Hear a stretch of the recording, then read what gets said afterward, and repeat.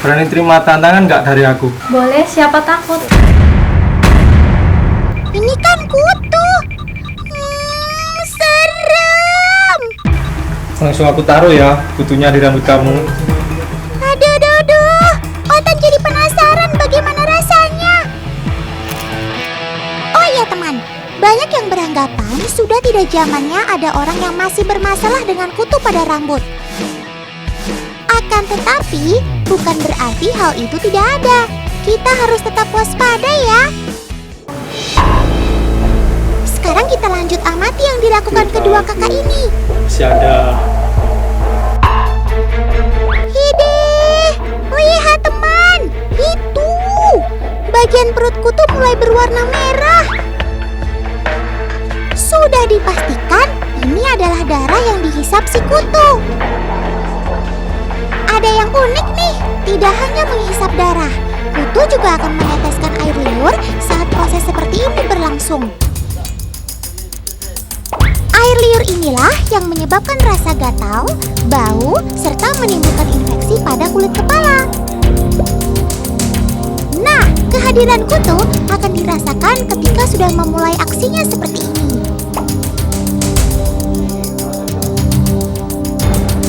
Masih kuat gak nih nahan gatalnya? Gimana rasanya, Cah? Agak gatal. Oh iya teman, beberapa orang menyimpulkan kehadiran kutu merupakan faktor kurangnya kebersihan pada rambut. Tapi sebaliknya, kutu sangat suka tinggal di rambut yang bersih dan sehat. Karena rambut yang bersih adalah tempat cocok untuk melakukan perkembangbiakan.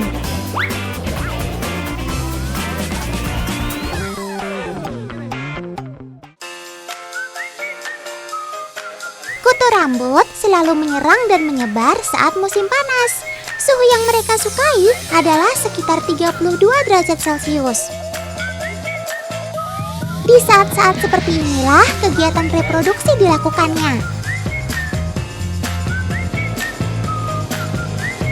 Musim kawin kutu tergolong sangat cepat.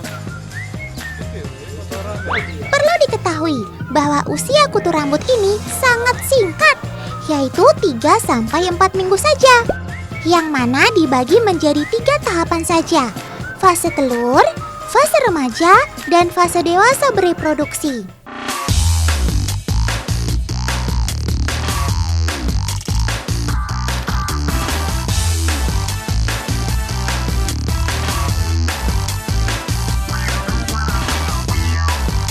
Dalam 1 minggu, kutu mampu bertelur mencapai 70 butir, teman. Telur-telur kutu bisa membuat rambut manusia terasa kusut, gatal-gatal, dan sangat tidak nyaman. Masih percaya dengan kabar burung bahwa kutu bisa terbang dan loncat? Nih, Otan kasih tahu. Perhatikan baik-baik. Kutu rambut tidak memiliki sayap, teman. Bahkan kaki bagian belakangnya pun tidak didesain sebagai kaki pelompat.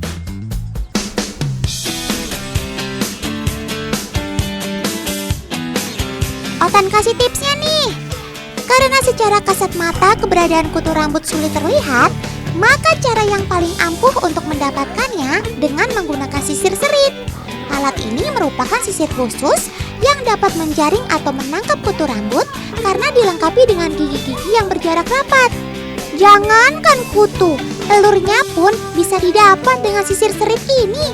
Hebat kan?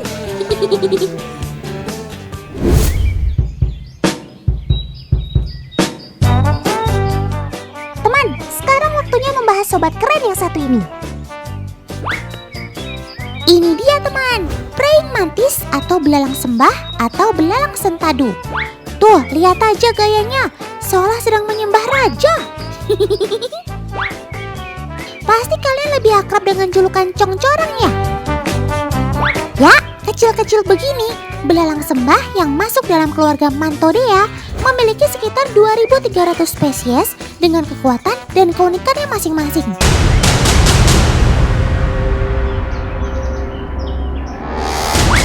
Sebagai predator polygofagus, serangga karnivora ini akan memangsa hewan apapun yang lebih kecil, seukuran, dan bahkan lebih besar dari tubuhnya sendiri. Benar-benar jagoan. area ular pucuk yang ada di depannya sekarang nih teman. Wah, kali ini si Mantis cukup terkecoh dengan gerak ular pucuk yang lumayan lincah. Tangkapan kaki belalang sembah ini berkali-kali ditepisi ular.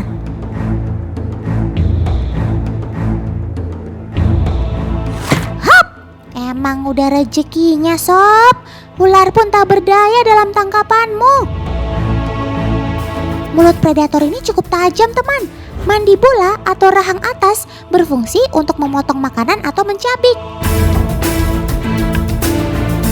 Sedangkan rahang bawah yang disebut maksila berfungsi untuk mengunyah makanannya. Habis sudah riwayatmu ular pucuk.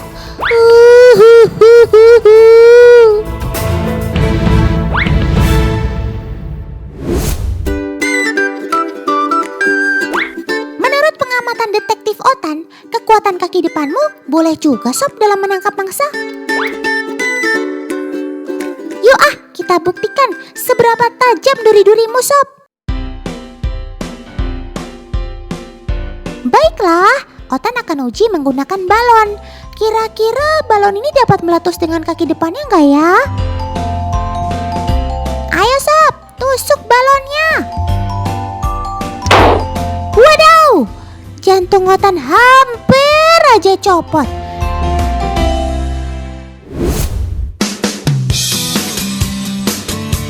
Teman, jika tadi kita sudah tahu kekuatan tungkai depan si belalang sembah, ada yang penasaran gak sih sama dua pasang kaki belakang serangga ini? Mending kita langsung lihat Kak Resi aja deh. Dia mau bikin percobaan. Sudah ada papan triplek, kaca, dan bedak. Ambil papan tripleknya ya kak. Lalu letakkan si belalang sembah di atasnya. Wah, dia dapat bertahan pada bidang vertikal seperti ini teman.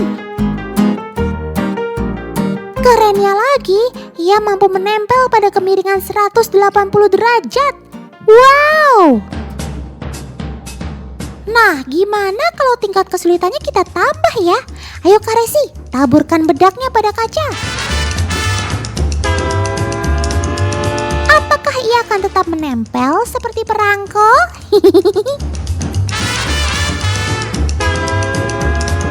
Walah, ternyata belum apa-apa udah jatuh duluan sob. Otan kasih kesempatan satu kali lagi deh. Ternyata tetap nggak bisa teman. Itu dikarenakan bedak memiliki kandungan yang dapat mengurangi minyak. Ya jelas aja dong sobat Otan ini langsung merosot sot.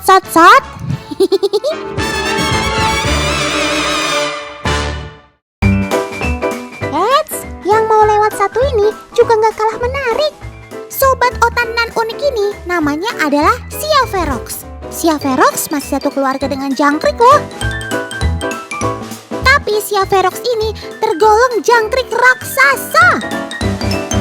Gak percaya? Tuh lihat ukurannya. Hampir seukuran tangan kakak Yolanda ini kan. Wow! Siaverox memang bisa tumbuh besar banget. Panjangnya bisa mencapai 8 cm. Tuh lihat teman, kalau dibandingkan dengan jangkrik biasa, ukurannya bak bumi dan langit. Jomplang banget. Wah.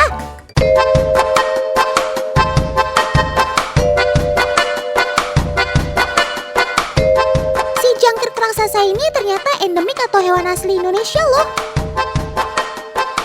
Sobat Otan ini biasa ditemukan di hutan-hutan hujan tropis dataran tinggi Pulau Jawa seperti Sukabumi dan Probolinggo. Habitatnya ada di tanah-tanah yang lembab.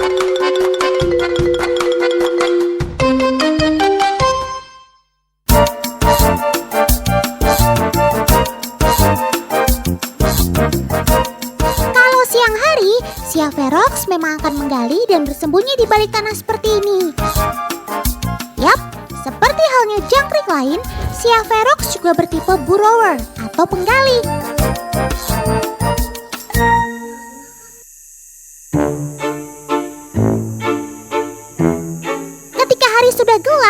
Barulah si raksasa ini keluar dari peraduannya. Waduh, berani banget. Emang gak takut ketemu yang aneh-aneh, Sob? Tuh, lihat sendiri kan, si Nokturnal ini aktif sekali. Gerakannya juga cepet banget. Yap, jangkrik raksasa memang nokturnal, teman. Di malam hari, si karnivora ini akan berkeliaran mencari mangsa. Mangsanya sendiri adalah serangga-serangga kecil.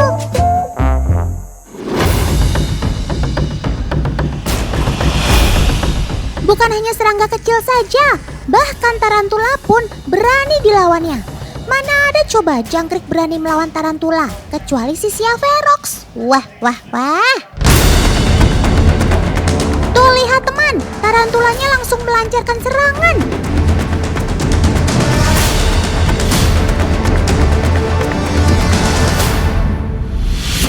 Si Siaverox sepertinya terkejut dan memilih menghindar.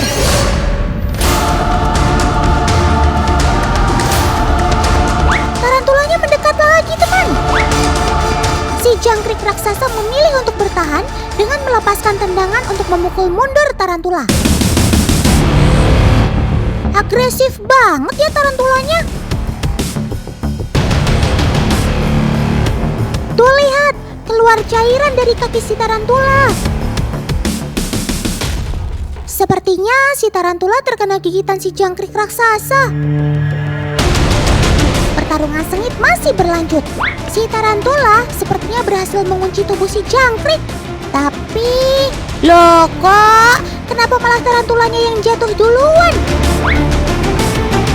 Coba kita lihat sekali lagi dalam gerakan lambat. Walah, ternyata tubuh si tarantula terkena gigitan mematikan dari si Siaverox, teman.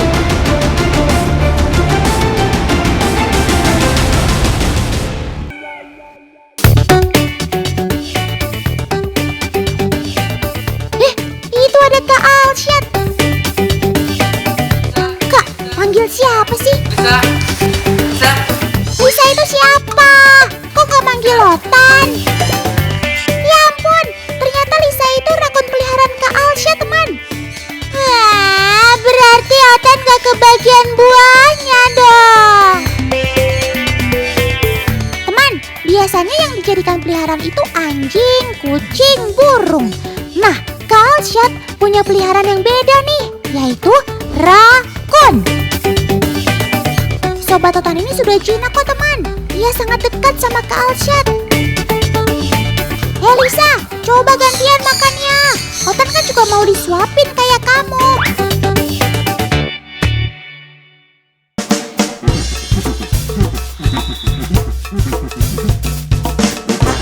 Kak Alsyad kayaknya suka ngemil juga tuh kayak Otan. Kak, bagi permen kapasnya dong. Otan kan juga suka. Loh, kok yang ditawarin malah si Lisa sih? Padahal kan Otan yang minta.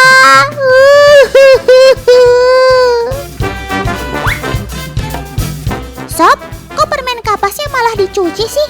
Itu kan sudah bersih. Lucu banget sih kamu, Sob. Pasti nyariin permen kapasnya yang hilang ya? Teman, jika permen kapas terkena air, maka ia akan langsung larut dalam air tersebut. Coba Kak, kasih si Lisa lagi. Kira-kira masih dicuci nggak ya?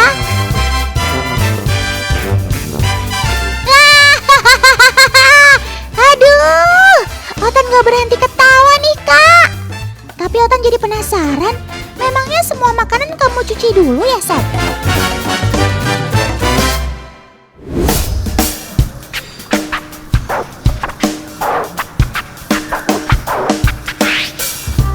Supaya tahu perilaku rakun dalam mencuci makanannya, sekarang Otan mau melakukan uji coba nih. Kali ini Otan mau menaruh makanannya di atas pasir. Tapi di sebelahnya tetap Otan sediakan wadah air untuk mencuci. Ayo Sob, makan siang sudah datang. Sikat! Loh, kok yang ini nggak dicuci sih?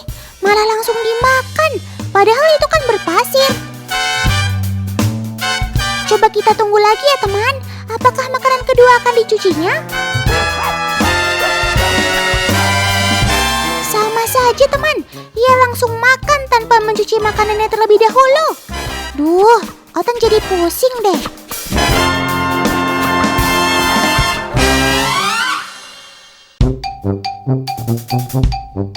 Selidik punya selidik, ternyata rakun tidak mencuci semua makanannya teman. Jika ia sudah mengenali tekstur makanannya, maka ia akan langsung makan tanpa mencuci. Tapi jika rakun baru pertama kali memegang makanannya, maka ia akan mencucinya terlebih dahulu. Dengan membasahi tangannya, maka kemampuan syaraf dalam menangkap rangsangan akan meningkat. Sehingga tekstur makanan yang baru ia pegang bisa masuk ke dalam ingatannya. Itulah mengapa sesuatu yang sebelumnya ia pernah pegang tidak dicuci sebelum dimakan.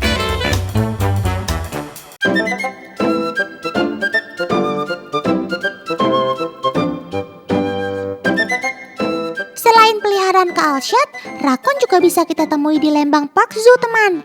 Mamalia ini berasal dari Amerika Utara, Eropa, serta Jepang. Yang jadi ciri khas rakun adalah wajahnya yang memiliki pola warna hitam seperti topeng. Layaknya kacamata, pola hitam pada wajah rakun berfungsi untuk menangkis cahaya agar mereka bisa melihat lebih jelas saat siang hari.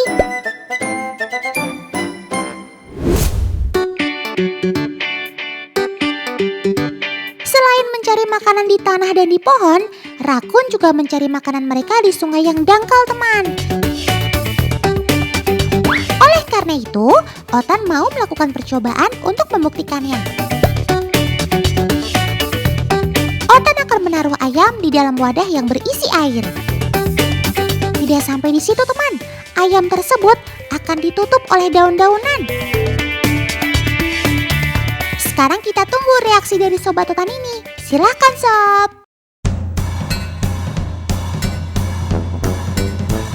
Nampaknya ini gak sulit bagi si rakun teman. Dengan mengandalkan indera perabanya, rakun dapat menemukan makanan walau dalam keadaan tidak terlihat. Hanya dengan meraba, ia sudah tahu di mana letak makanan mereka.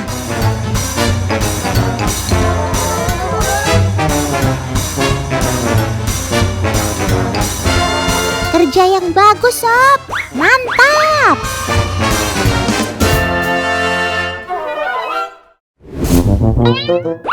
Di alam, Sobat Otan ini adalah pemakan segala teman, alias omnivora. Tapi sekarang Kaalshat mau memberikan Sobat Otan ini pilihan makanan. Yang pertama adalah ayam, yang kedua adalah buah-buahan. Kalian bisa tebak gak Sobat Otan ini lebih suka yang mana? Hayo!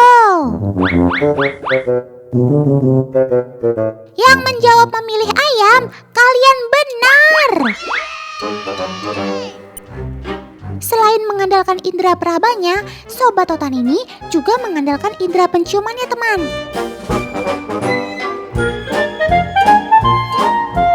Ayam memiliki bau yang lebih menyengat dibandingkan buah-buahan. Selain itu, rakun juga membutuhkan protein yang cukup banyak untuk tubuhnya. Kalau begitu, buahnya buat Otan aja ya Sob. Lumayan buat ngerujak.